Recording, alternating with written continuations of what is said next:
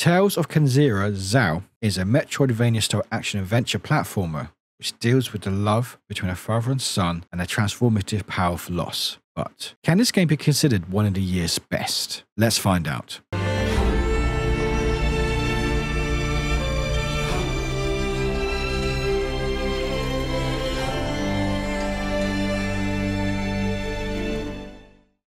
So hi there everybody, welcome to the video. My name is Warwick and this is Warwick Reviews. Today we're going to be checking out a new game from Surgent Studios, an EA original called Tales of Kenzera ZAU. And I do want to thank the teams there for the review code. I really appreciate it. What I will do in here today is going through my thoughts and feelings of the game, what it's all about, accessibility options, and anything else that may be of interest. If you want to give us a like or subscribe, I would really appreciate it. And we'll get stuck in. So as you can see, we're booting up the game. You are shown some setting options. So you've got your standard here, you've got your language and audio. So you've got text language, various different ones you can do there. With speech language, there's actually two languages that you can have in the game. So you've got English and Swahili. And that's really, really special to see a type of game like this, embracing its, the languages, really get into the history and inspirations of the games, which is great to see. And then you've got some accessibility options, basic stuff here. So you've got progress, text automatically, vibration intensity, control aiming, stick dead zone, screen shake, camera sway, and chromatic abbreviation. It's good to have accessibility at the beginning so you can tell it how you want before you even get to the game. And once you set that how you want, you get into this gorgeous title screen. So Tales of Kenzera ZAU, you've got the two main characters there sort of standing side to side to each other. And you've got this lovely contrast of like blues and purples with the white background. It's absolutely striking. It's so nice. And you've got your game load, settings, credits. Settings has some of the settings that we looked at earlier, but it's a bit more in there. So you've got like your gameplay, which we looked at already. You've actually got a difficulties. You've got a balanced or challenging. You've got controls. And what's really cool to see, you can actually change the mapping. So the fact is, you see that there, you can change it how you want. It's really good to see. You've got your visuals, you've got your audio. So you've got your standard music effects, music dialogue and speakers. And accessibility is the same accessibility that we had earlier. Because it's a pre-order version, you actually get a sort of bonus with it called Soul Shifters, which is a small like prequel comic to the game, which is incredible, beautiful art. Gives you a bit more flavor context about what we're about to play. So if you look at the comic and you look at the game, you see there's the character there. Their name is ZAU, and they're looking over the wonderful, like futuristic landscape. And this is where we start learning about the story. So we learned that our main character here, ZAU, has lost their father, the mum had stolen him and trying to deal with it. We find that the father's actually left a book for the son, a storybook. We're not sure what's inside, but once we start reading, it's where the game starts proper. So the title comes up and you realize we're actually playing the story inside the book. So this is where we play as our main character, so ZAU, and we learn about what we are here to do. So ZAU in the book has lost his father and he is in the realm of death to bringing him back. So he talks to Kalunga, the god of death, and basically will do whatever it takes to bring his father back. And so Kalunga says there are three great spirits who will deny him, and he basically has to defeat them. And if he does that, he may better get the wish of seeing his father again. This is where the main game starts. So you get a bit of flavor text about the story, about the world, what's going on, what you're up against. And yeah, and this is where we properly get into the game. So it zooms out. You've got this wonderful landscape, this tree in the background. You've got this really big like stone masks, which I believe is the three spirits that we will defeat, and we'll go to different areas if and when we can unlock them, and then you learn a bit about the basics. So what I did here was I looked through the settings and stuff. In the menu, you've got journey, map, skills, trinkets, and codex. So journey, there are 4 acts. So act 1, before the journey could truly begin, ZAU would have to prove himself to Kalunga, the god of death. So this is where we try to prove ourselves to Kalunga. Actually, maybe you can do this.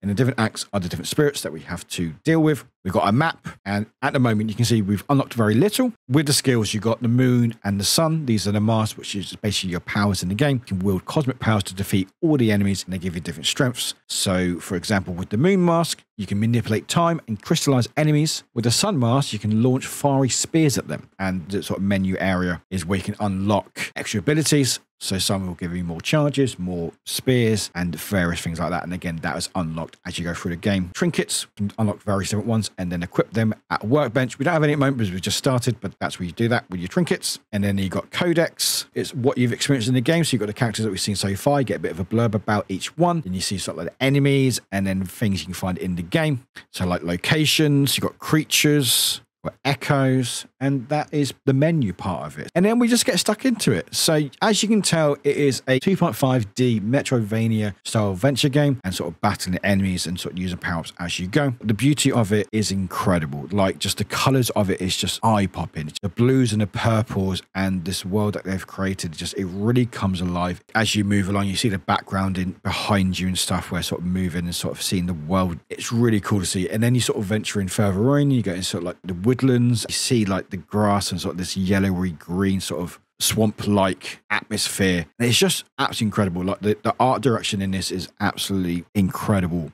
And hats off to everyone who worked on this art style. And then you sort of go through the game, basically tutorial you with obviously the God of Death, and he's explaining, but also sort of judging, because again, I think he's seen this before from other people. But we try to use our skills to the best of our abilities and trying to learn and trying to traverse the world that we are in, learn about skills, learning about locked doors. We have to come back to it. And again, if you've played a Metroidvania type game, you are very familiar with this. You learn about the techniques and stuff, and you sort of learn about the story. Because again, you know, this is a story about love, about loss, about grief, and how we deal with it. And it's not just the character ZAU who's dealing with this and trying to understand things a bit more and trying to do what they can in their power. It's also a story that the founder of Surgent Studios, Abubakar Salim, actually has dealt with personally. 10 years ago, lost his father, and this is his heartfelt story to tell about how he dealt with that grief, and he wanted to do it in a way that worked best for him. And it was a conscious choice to make it like this type of game, because as his words have said, there are certain games that deal with grief, but it's very much about that story. It's just about the grief and not much else. Where this, it allows sort of storytelling, but also the unpredictability of the world around you, of the dangers that are next. It works in that where story of loss and grief into something absolutely beautiful. And for me personally, I connect a lot with the story of this, of Abu with his father and with ZAU in this game, because I lost my father and we all deal with grief in our own ways. I actually found streaming. I wanted a place to feel less alone in the world, and so I reached out to places that I felt I could connect with people, and streaming was somewhere there. And 3.5 years later, I'm proud to say that I'm still doing it and inspired by my dad every single day. And so this game connected to me in a much more emotional level than maybe another game would have done. Outside of that, it's a really, really great game. It's a really fun game. It looks gorgeous. It handles really well. It's really fun. And there's also incredible story, incredible heart to it. And it just feels so personal, but so empowering as well. You are part of the story. You are living this grief of the character, of maybe personal grief as well. You are there with these characters, feeling the grief, feeling the power, feeling even the funny moments in the game. Like the banter between ZAU and Kalunga is generally really good. Like it feels genuine.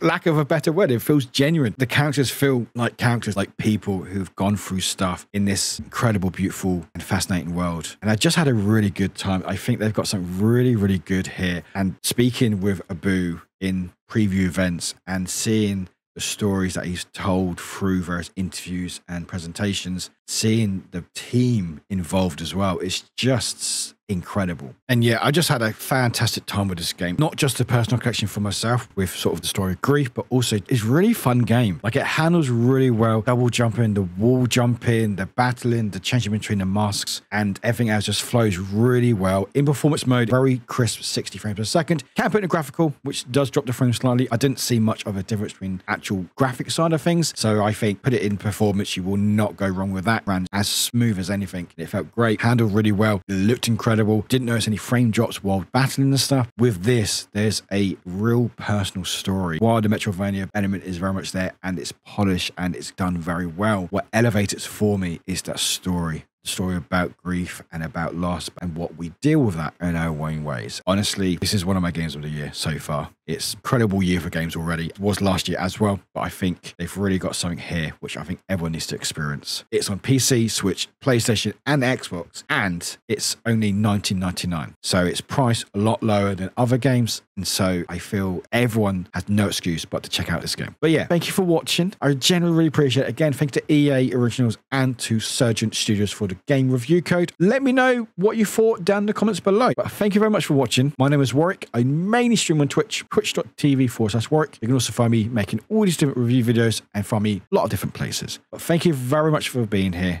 Please take care, and we'll see you very soon. Bye-bye.